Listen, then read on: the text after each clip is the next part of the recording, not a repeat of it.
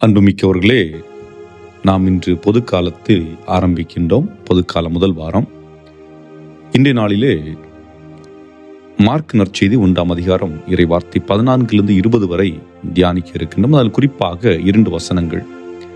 ஒன்று, இயேசு சொல்லக்கூடிய வார்த்தை மனம் மாறி நற்செய்தியை நம்புங்கள் என்றும், இரண்டாவதாக சீடர்களை அழைக்கின்றார். என் பின்னே வாருங்கள், நான் உங்களை மனிதரை பிடிப்பவர் ஆக்குவேன்.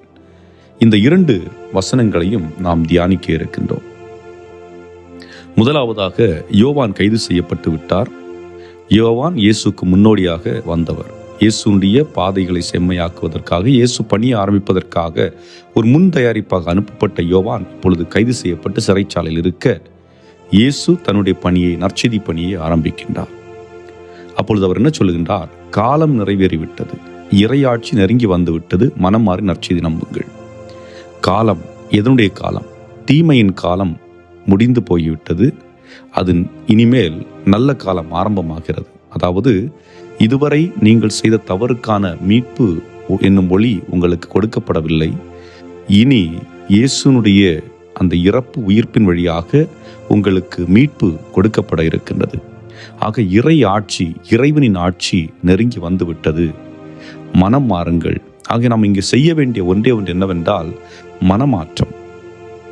மனமாற்றம் என்று சொல்லுகின்ற பொழுது, நம்முடைய மனதிலே நாம் ஒன்றை நம்பிக்கொண்டிருப்போம். அது சரியானதா தவறானதா என்ற ஒரு புரிதலை நாம் உருவாக்கி கொள்ள வேண்டும். முதலாவதாக, கடவுள் நம்பிக்கை. கடவுளை பற்றிய எப்படிப்பட்ட ஒரு புரிதல் நமக்குள் இருக்கிறது?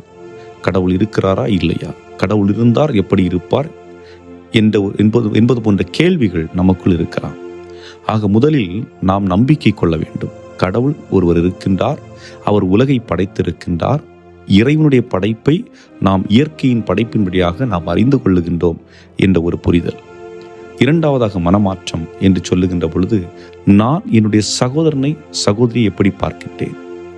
அவர்களை நேசிக்கின்றேனா அல்லது என்னுடைய சுயநலத்தை முன்னிலைப்படுத்துகின்றேனா?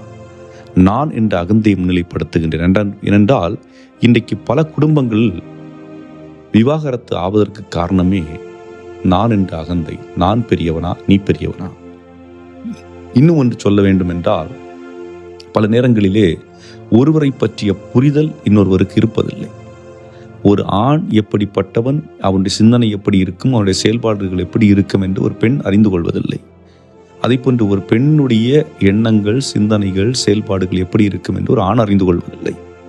ஒரு ஆண் என்ன நினைக்கின்றான்? நான் செய்வது போன்று பெண்ணும் செய்ய வேண்டும் என்று நினைக்கின்றான்.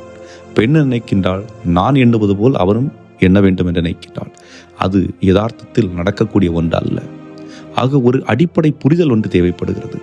ஆண் என்பவன் அவனுடைய செயல்பாடுகள், அவனுடைய சிந்தனைகள், அவனுடைய எண்ணங்கள் நம்மை விட வித்தியாசமாக இருக்கும். அதே போன்று பெண் என்பவள் என்னை விட வித்தியாசமானவள், அவளுடைய தனித்தன்மை தேவை என்ற ஒரு புரிதல், அடிப்படை புரிதல் இருக்கின்ற பொழுது அங்கே இறையாட்சி நெருங்கி வந்துவிட்டது. காரணம், புரிதல் இருக்கின்ற இடத்தில் அன்பு செழிப்பதற்கு வாய்ப்புகள் இருக்கிறது.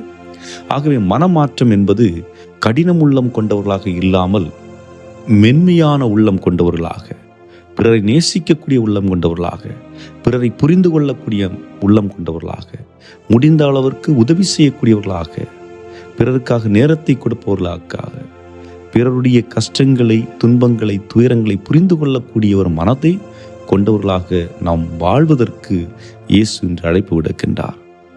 அன்புக்குரியவர்கள், பல நேரங்களில் என்ன செய்கிறோம்?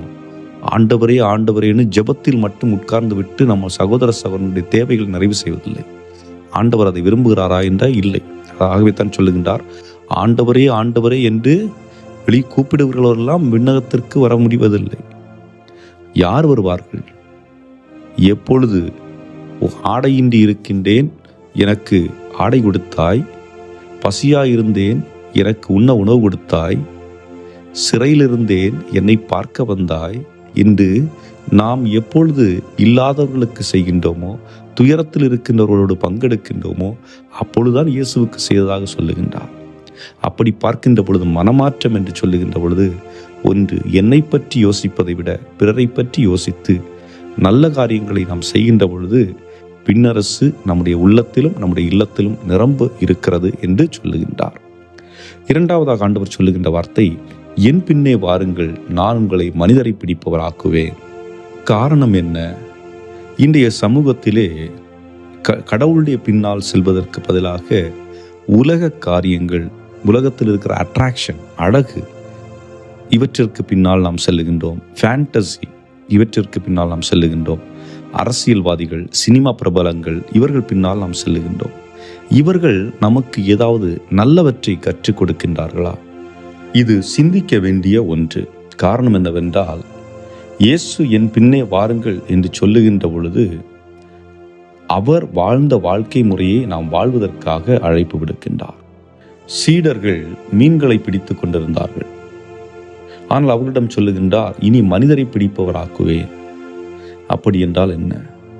இவ்வளவு நாள் நீங்கள் மனிதனோடு உள்ள உறவு நிலையில் குறைந்திருந்தீர்கள். உங்களை தொழிலை பற்றி மட்டுமே எண்ணிக்கொண்டிருந்தீர்கள். இனிமேல் தொழிலை பற்றி மட்டுமல்ல, மாறாக உங்களோடு வாழுகின்ற சக மனிதர்களையும் நீங்கள் எண்ணிக்கொள்ள வேண்டும். அதற்காக உழைக்காமல் இருந்தார்களா? இல்லை. என்றால் தூய பவுலடியார் சொல்லுகின்றார், உழைக்காதவன் உண்ணலாகாது. அவரவருடைய வேலைகளை பார்த்தார்கள், சம்பாதித்தார்கள், அந்த காசை வைத்தவர்கள் உண்டார்கள், வாழ்ந்தார்கள்.